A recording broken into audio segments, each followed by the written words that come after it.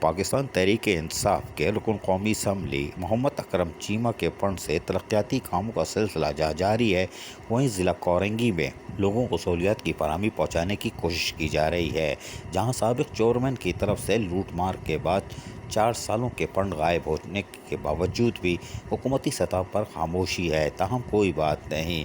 پاکستان تحریک انصاف کے رکن قومی اسمبلی محمد اکرم چیمہ نے اپنے ترقیاتی فنڈ سے فرنیچر مارکیٹ شاہ فیصل کالونی نمبر 1 روڈ کی تعمیر کے کاموں کا آغاز کیا، جو کئی سال سے خراب اور کھنڈر کی صورت میں تبدیل ہو چکی تھی۔ عوامی مطالبے پر رکن قومی اسمبلی اکرم چیمہ نے اپنے ترقیاتی فنڈ سے تعمیر کے کاموں کا آغاز کرایا، تاہم آج صوبائی اسمبلی کے انجینئر عدیل نے شاہراہ کی تعمیراتی کام کا معائنہ کیا اور متعلقہ ذمہ داران کو ہدایتیں کی کہ علاقائی ترقی اور عوامی سہولیاتوں کی فراہمی کے حوالے سے سڑکوں کی تعمیر میں مٹیریل اور معیار کا خاص خیال رکھا جائے۔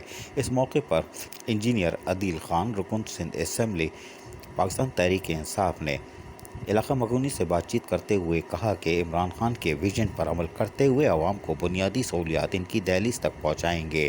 عوامی مسائل عوام کو ہی سہولیات پہنچانے کے لیے بروقار لایا جائے گا۔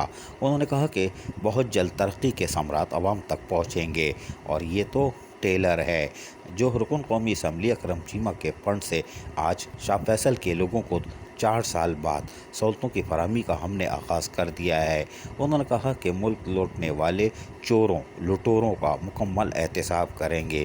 یہ نہیں بتایا کہ سابق چیئرمین بلدیہ کورنگی نے جو وسائل لوٹے ہیں اس کے لیے اسمبلی میں آواز اٹھائیں گے کہ نہیں، کوئی بات نہیں۔ عزیز عارف KBS بلدیاتی نیوز کراچی۔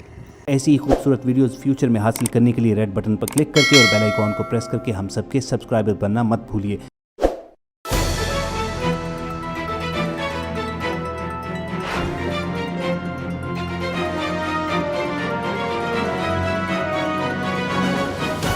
KBS بلدیاتی نیوز۔